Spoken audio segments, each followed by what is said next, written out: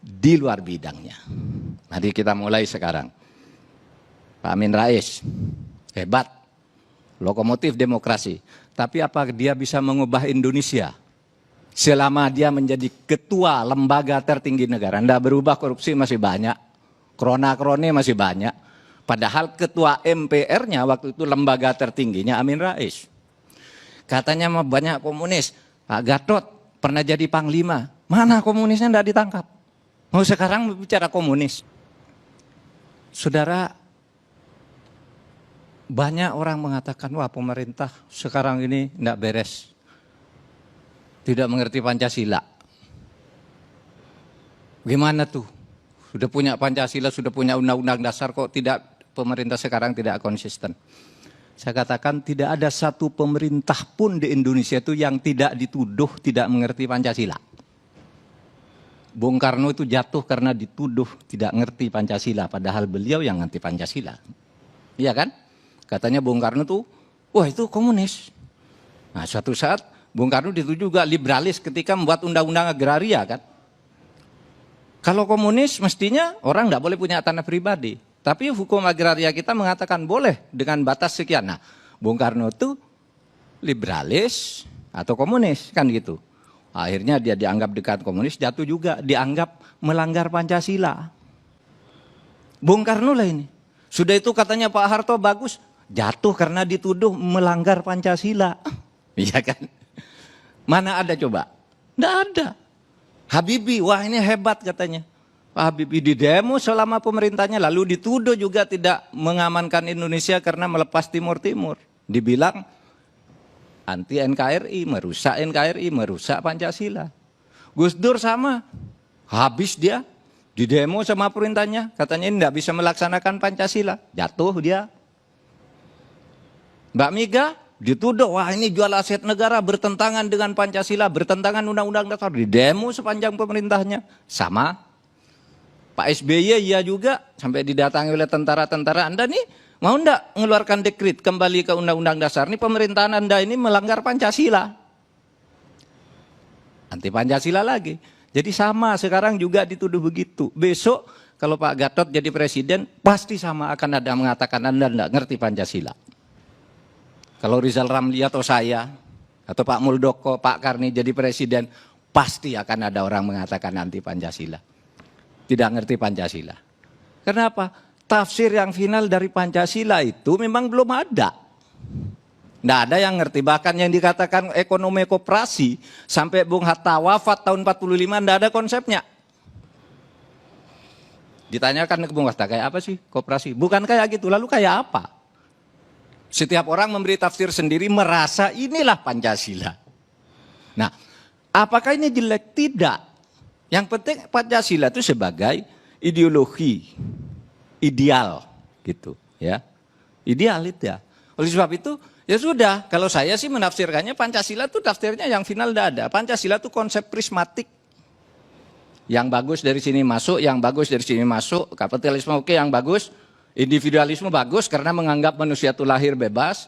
Komunisme bagus karena menganggap manusia lahir sama, ketemu di tengah menjadi prisma dia. Oleh sebab itu kebijakan setiap pemerintah tergantung pada kebutuhan saat itu. Bung Karno katakan yang Pancasila yang benar ini. Ternyata salah kata orang, jatuh dia. Pak Harto belok sebaliknya, jatuh juga. Gitu. Nah oleh sebab itu menurut saya persoalan yang seperti itu, kalau saya yang dari risau, orang pasti ada yang kritik. Siapa coba yang nggak pernah, yang dianggap benar di negara ini? Apakah ada 75 tahun merdeka, apakah ada pemerintah yang dianggap benar dan dianggap sudah melaksanakan Pancasila dan konstitusi? Itu kan tidak ada. Tidak ada kan? Tidak ada. Apakah itu presiden, apa wakil presiden, apakah menteri? Siapapun besok yang jadi presiden, jadi menteri akan dibegitukan lagi. Tapi tidak apa-apa. Itu demokrasi. Siapapun besok jadi presiden akan sama. Ini sejarah selalu berulang begitu. Nah oleh sebab itu saya katakan, saya sama sekali tidak pernah tertarik untuk misalnya mengatakan, wah kami itu oposisi. Kami yang dipimpin negara, baik saya enggak, bukan apa-apa dia. Saya ingin tahu apa yang baru dari kami itu yang dikritik. soal oligarki itu kritik kita dulu kepada Pak Gatot juga ketika jadi Panglima. Sama kan? Anda dari pemerintahan kok pemerintahannya oligarkis. Gitu. Korupsi, kritik kita juga dulu. Korupsi banyak, gitu. Pro komunis, juga dulu ada begitu. Anda liberal, juga dulu begitu. Semua kritik tuh sudah ada. Sehingga saya tidak merasa, wah ini, oh ada pikiran baru dari kelompok ini. Tidak ada. Saya ingin tahu apa yang baru dari yang sudah-sudah. Kritik kayak gini ini tadi kan tidak baru semua. Mesti pemerintah pada posisi yang salah. Dan itu memang pemerintah harus begitu kan. Saya ketika di luar, ya harus begitu dong. Saya sudah jadi pemerintah, mari siap dikritik. Gitu aja. Lalu berdiskusi, itu namanya demokrasi. Gitu. Nah, oleh sebab itu, saudara, saya ingin katakan, bukan hanya orang dikritik, bahkan orang juga sesudah memimpin itu meskipun ideal sebelum memimpin. Sesudah memimpin dapat dikatakan tidak bisa berbuat apa-apa di luar bidangnya. Mari kita mulai sekarang. Pak Amin Rais, hebat, lokomotif demokrasi. Tapi apa dia bisa mengubah Indonesia? Selama dia menjadi ketua lembaga tertinggi negara. Tidak berubah, korupsi masih banyak, krona-krone masih banyak. Padahal ketua MPR-nya waktu itu lembaga tertingginya Amin Rais. Katanya banyak komunis. Pak Gatot pernah jadi Panglima. Mana komunisnya tidak ditangkap? Mau sekarang bicara komunis. Gitu. Karena bukan Pak Gatot tidak mau. Dia tidak berwenang di bidang itu. Pada saat itu. Gitu. Sama sekarang. Loh, Pak Anda kok diem aja? Kok orang dibebaskan dari korupsi? Loh kan bukan bidang kita. Itu ada yang ngurus orang lain. Pak kok DPR buat undang-undang gitu partai-partai? Loh itu kan urusan di sana. Kita tidak boleh intervensi. Nah itulah konsekuensi dari demokrasi. Kalau mau beres, tidak ada yang begitu-gitu. Kembalikan pemerintah jadi otoriter lagi. Yaudah, ambil kau. Lakukan apapun yang mau engkau lakukan, kita ikut. Nah, itu bukan demokrasi. Jadi kalau sekarang itu banyak kritik, sama aja dulu kita, Pak Din Samsudin. Dia pernah berkuasa menjadi dirjen. Apa yang dia perbaiki saat itu?